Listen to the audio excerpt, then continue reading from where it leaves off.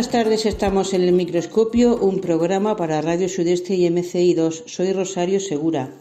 Y salía hace muy poco en prensa, en La Opinión en concreto, una noticia que decía así: más de una decena de proyectos solicitan ayudas para realizar estudios arqueológicos en Lorca.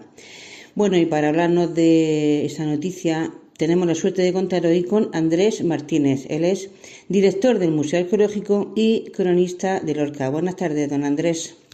Hola, buenas tardes, Rosario. Bueno, pues explíquenos un poco. La Quintilla, sabe usted, bueno, según tengo referenciado, es una de las grandes referencias, nunca mejor dicho, romana de Lorca. ¿Qué nos puede decir de esta villa a nivel cultural, de las élites romanas? En fin, explíquenos un poco qué es la Quintilla y por qué tiene tanto valor y trascendencia arqueológica. Bueno, la Quintilla es una de las excavaciones de los lugares que se conocen de hace tiempo. Hay noticias desde finales del 19 que aparecen algunos de los mosaicos. Uh-huh. Hay dibujos de los mosaicos que aparecieron y entonces, en la universidad, desde a finales de los 80, un profesor que estaba haciendo su tesis doctoral pues pidió el permiso tanto a los dueños como a la administración competente para poder hacer intervenciones.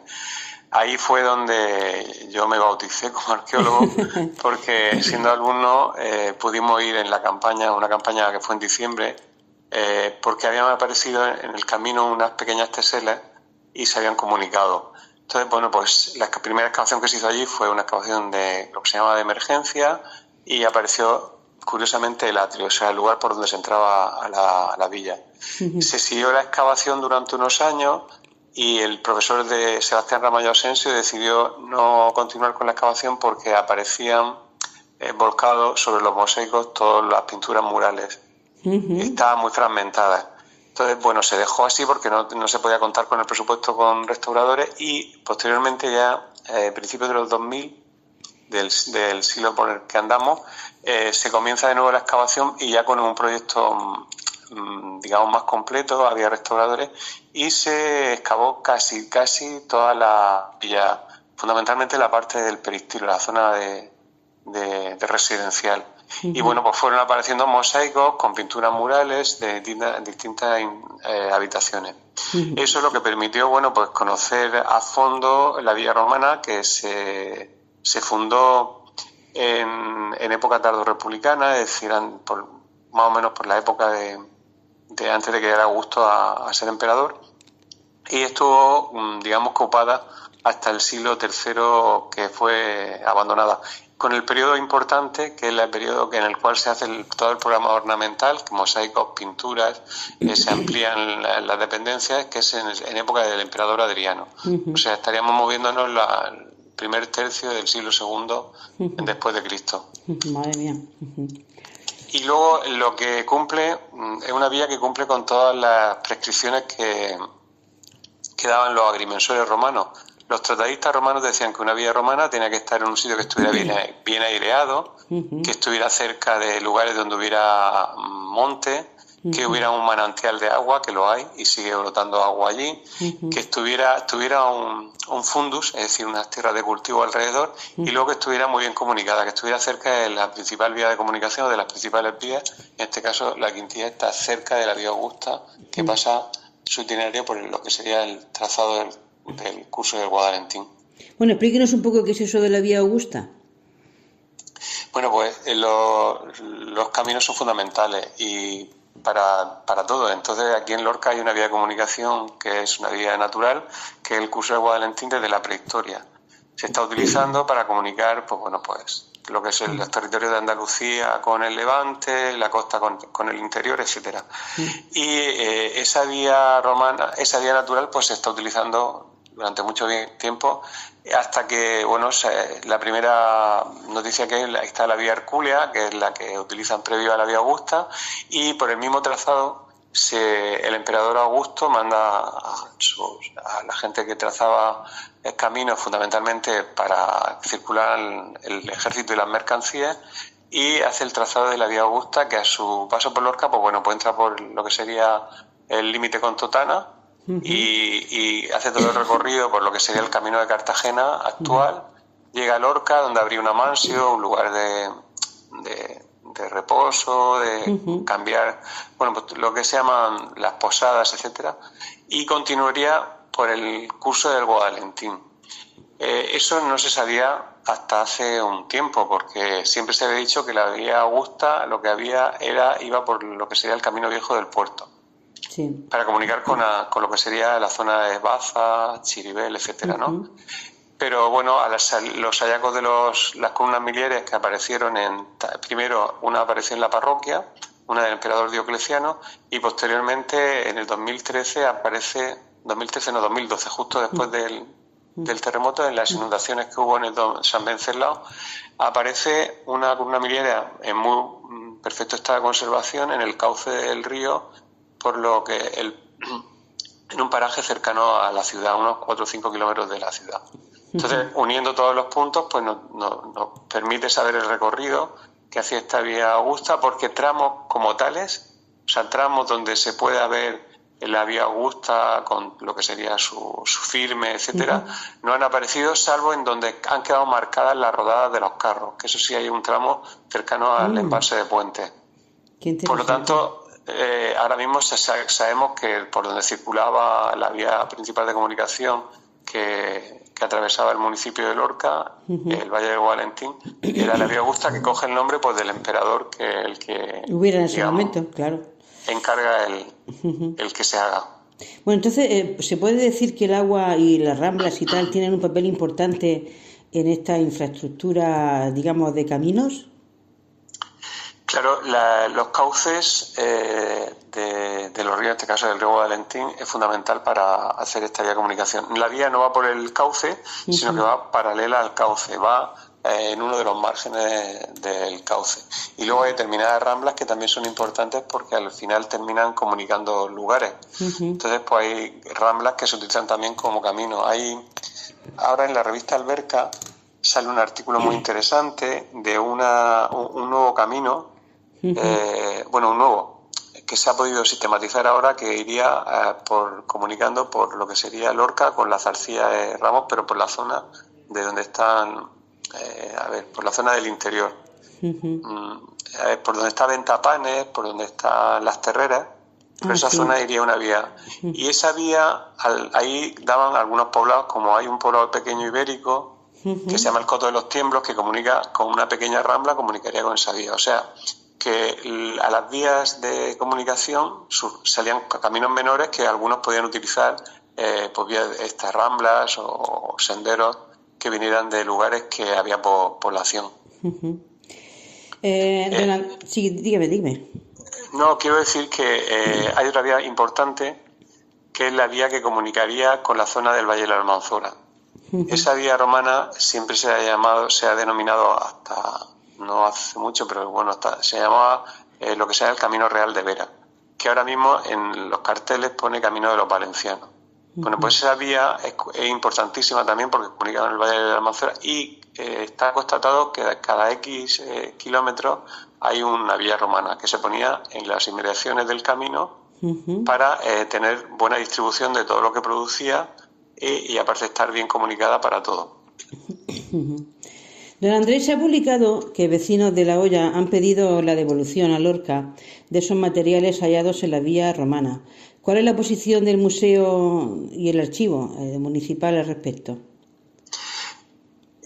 Vino aquí al museo el cronista de La Hoya, Paco Francisco, vino a preguntarnos por qué pasaba con esa villa y con las colecciones, ¿no?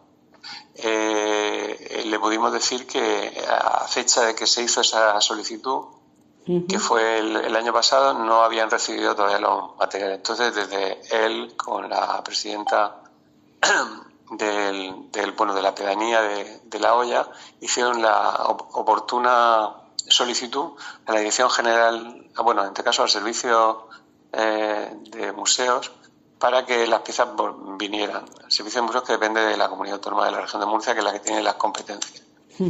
Se sumó el ayuntamiento a esa solicitud y al poco tiempo de hacer la reclamación, los materiales vinieron, los trajo el arqueólogo que había excavado, que los tenía depositados y ya están en el Museo Arqueológico Todos esos materiales están en los almacenes.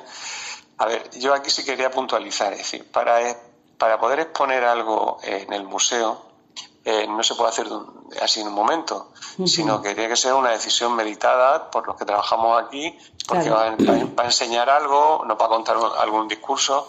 Entonces, los materiales que han venido de La Hoya, hay alguna pieza que puede ser interesante, como que está relacionada con las pequeñas termas que salen allí, o incluso una olla de cocina. Pero claro, ahora mismo remodelar una vitrina de esa sala no cuesta dinero y aparte de todo cuesta todo lo que sería el componente de todo. Entonces se decidirá poner alguna de estas piezas en un momento determinado, y mientras, si se prepara alguna exposición temporal, se tendrán en cuenta esos materiales para que puedan la gente verlo. De todas maneras, quien quiera estudiar algo de esos materiales hace la oportuna solicitud a la comunidad autónoma y al museo, y entonces se le dejaría que vieran los materiales para un estudio o cualquier tema que le interese. Don Andrés, se habla de Murviedro. ¿Qué es Murviedro? Murviedro es un yacimiento muy importante. Está vecino a Lorca. Es decir, está en las estribaciones de un cerro, que tiene el nombre ahora mismo de Cerro de Murviedro. Murviedro significa muro viejo o muro antiguo. Entonces el topónimo es interesante. Y está situado sobre una elevación que tiene un perfecto dominio del Valle del Gualentín. Allí se han hecho intervenciones arqueológicas desde creo que la primera intervención arqueológica creo que se hizo en el año 87. Pero previo a eso sí se sabía que el yacimiento era importante, porque aparece ya en algunas noticias. En las colecciones de los eruditos, de Cano Vascoveño, de Luis Gabaldón, había ya piezas del Cerro de Murviedro. Y luego hay una noticia que viene el delegado don Cayetano Emergenina era director del Museo Arqueológico de Murcia en aquel momento, y luego también era la persona que estaba destinada por la administración para que fuera a los lugares cuando aparecían hallazgos. Y entonces está publicado en el periódico La Tarde de Lorca, no, en el Lorquino, que visita las canteras de Murviedro porque han aparecido una sepultura con restos humanos y objetos. Entonces es una de las tumbas que se localizan en este cerro y que son tumbas cronológicamente son del tercer milenio antes de Cristo, ¿no?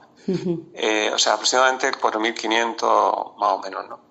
Esas tumbas claro, al aparecer estas tumbas se pensó que el yacimiento, que es muy grande, era de esa época. Posteriormente se han hecho otras intervenciones arqueológicas, como por ejemplo la que se hizo con motivo de poner las antenas que se ven desde casi todos sitios, en una antena ahí en el Cabezo. Bueno, pues para hacer esas antenas la administración competente dijo que había que hacer una intervención arqueológica, y se hizo, y todo lo que salió en esa intervención arqueológica fueron varias cabañas de un momento determinado que es el bronce tardío, para que los oyentes nos hagan, o sea, puedan, digamos que enmarcar cronológicamente. Eso estamos hablando de aproximadamente el 1000 antes de Cristo, ¿no? 1000 años, o sea, hace 3000 años. Hace unos 3000 años. Madre mía. Que es muy interesante porque dio datos sobre una población que tenía mucha vinculación con el pastoreo y el ganado, una población que hacía la metalurgia del bronce, una población que tenía un poblado grande con unas casas de forma oval, etcétera. Claro, ahí la pregunta que se hace normalmente, que nos estoy oyendo, es: ¿ese yacimiento tan importante cercano a Lorca tenía vinculación con Lorca? Lorca en ese momento también está poblada. Entonces estamos hablando que podía ser un poblado del cinturón de Lorca, porque Lorca era más grande, que tenía una población en un lugar que le interesaba tenerla porque tenía los recursos más cercanos, pero que tendría vinculación con la población que hubiera en Lorca. No es un poblado ajeno a la ciudad, o sea, al poblado de Lorca. Por lo tanto, hay una población en un periodo que no está muy bien estudiado, que son hace 3000 años, importante en el cabezo del castillo, en el cabezo de Murviedro y en la ladera que baja, que domina el Valle del Gualentín, y que sería un poblado posiblemente el más importante que hubiera en la zona esta. Bueno, Murviedro sí, también sí. es interesante por otra razón. A ver, si paseamos por Lorca, veremos que la mayoría de las casonas y palacios, incluso algunas de las iglesias, tienen la parte inferior de un color rojizo, de una roca rojiza. Esa es piedra de Murviedro. A partir del siglo XVII se utilizan las canteras de allí para sacar piedra, no una piedra excelente para hacer, no una piedra franca, una piedra excelente para hacer modelación pero sí para recubrir los zócalos. Entonces, por ejemplo, el Carrerón de San Patricio, la casa de Villa Escusa, el propio Museo Arqueológico, el zócalo que tiene donde se levanta luego las fachadas y demás, es de piedra de Murviedro, una piedra que estuvo en explotación hasta mediados del siglo XX. Qué interesante, qué interesante. Bueno, y ahora me viene a la bibliografía la ceña de tercia. ¿Qué es la ceña de tercia y qué realidad patrimonial, en fin, abarca? Bueno, pues con motivo de lo que es el trayecto del AVE, a su paso por Lorca, pues se han hecho intervenciones arqueológicas y una de ellas se hizo en el topónimo en Tercia, pero muy cerca de la ciudad. Está aproximadamente en el tramo que está detrás de la gasolinera saliendo de Lorca. Se hizo una prospección primero, aparecieron restos cerámicos y luego se hizo la intervención arqueológica en la anchura del tramo que va a ocupar el tren, ¿no? Y entonces fue interesantísimo porque esas intervenciones se llaman intervenciones preventivas o de urgencia. Apareció la ceña es la parte baja de una noria, no la estructura de madera, sino el agujero por donde sacarían el agua para subirla, para hacer el riego, la irrigación de los campos de alrededor. Además, la cronología era también muy interesante porque no era una cronología de lo que sería el final de la presencia andalusí en la zona de Lorca, que sería el siglo XIII, sino que nos vamos a época más antigua. Los materiales que se han asociado a esto son del siglo IX. O sea, que es al poco de llegar de la implantación de los andalusinos, de los musulmanes en la zona de Lorca. Eso es interesante porque nos está hablando que hay un sistema de captación de agua para irrigar y aparte de las acequias había otros sistemas vinculados. Bueno, la aceña esta posiblemente digamos que funcionara en base a alguna acequia que hubiera cerca, ¿no? La acequia no ha aparecido. Pero es un dato interesantísimo de que la agricultura está presente en Lorca siempre y en este momento pues ya la están utilizando estos sistemas de riego. Otra cosa interesante es que la ceña aparece en las inmediaciones también y dentro de los trabajos de la autovía apareció un basurero grande donde había, bueno, pues animales, los huesos de los animales, tal, y luego había muchísima cerámica del periodo previo a la llegada de los musulmanes. O sea, estaremos hablando del siglo VII, que es un periodo también muy desconocido en esta zona, pero que estuvo poblado. Es decir, que poblamiento continuado ha habido siempre. Lo que pasa es que hay veces que sabemos más de épocas que otras, ¿no? Entonces, hubo ahí una instalación en el siglo VII que posteriormente se mantuvo. Entonces, lo que hay que tener en cuenta es que cuando llegan aquí, llega Abdelaziz, se implanta aquí lo que sería el dominio de los musulmanes, hay una población importante que no se va. Esa población además sigue durante mucho tiempo sigue con sus tradiciones y esa gente estaba ya cultivando las tierras y lo que hacen los que llegan es que los tienen que, digamos que meter dentro de su forma de tal y ahí hay una población que nos está dando unos restos arqueológicos que luego se continúa en el periodo siguiente porque es un lugar importante para el cultivo. Pues muy interesante. Ya la última pregunta, Andrés. Estoy viendo que hay un gran patrimonio, incluso disperso, dentro de lo que es el territorio de Lorca y es muy poco conocido. ¿No habría algún programa que se pudiera hacer para dar a conocer al público el patrimonio tan rico que tiene Lorca e incluso dar alguna asignatura en los centros educativos al respecto? A ver, los centros educativos utilizan el museo como recurso y además tenemos visitas de escolares con mucha frecuencia.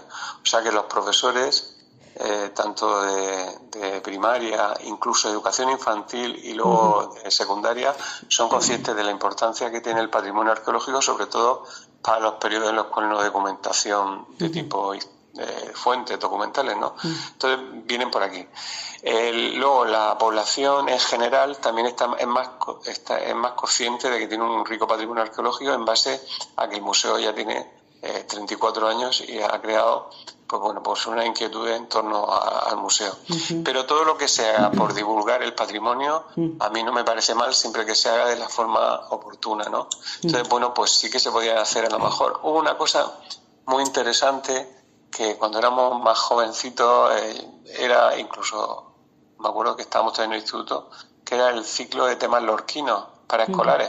Y entonces, pues no solo eran la gente de Lorca, sino que venía gente de otros sitios a contar pues cosas sobre el patrimonio arqueológico de la ciudad. Pues todo tipo de iniciativa yo me parece buena para que la gente conozca el pasado de Lorca.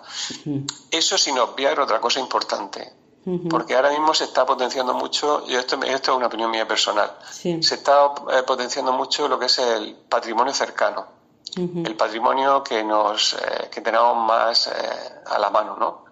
Es decir, que me parece importantísimo porque estamos viviendo en un territorio y conocer la historia de donde vivimos. Pero eso no quiere decir que no se conozca el patrimonio, digamos, pues si no lejano, sino el patrimonio más importante que hay en un sitio como puede ser España o puede ser Europa, ¿no? Claro. Entonces yo creo que es fundamental el que cuando se habla de Roma, se hable de la ciudad de Roma, de la importancia que tiene Roma. Cuando se habla del mundo andalusí, pues por ejemplo, hablar muy importante de dónde vienen, cuando llegan, todo ese tipo de cosas que se hace, pero se está potenciando más la local y entender lo local se puede hacer siempre que se sepa lo general. Claro, entonces, yo creo que las raíces son importantes. Claro. Pero las raíces están englobadas, o sea, no se generan no son por generación espontánea, sino que están conectadas con el resto. Entonces creo que es muy importante el tener un conocimiento general y luego puntualizar en lo nuestro. Pues muchísimas gracias, don Andrés Martínez. Él es director del Museo Arqueológico de Lorca y también cronista de la ciudad. Le volveremos a llamar para que nos siga dando a conocer pues, ese patrimonio tan importante que tiene Lorca, que seguro que todos aprenderemos mucho con su experiencia. Muchas gracias. Gracias, Rosario, por este programa y por divulgar la historia, que es muy importante.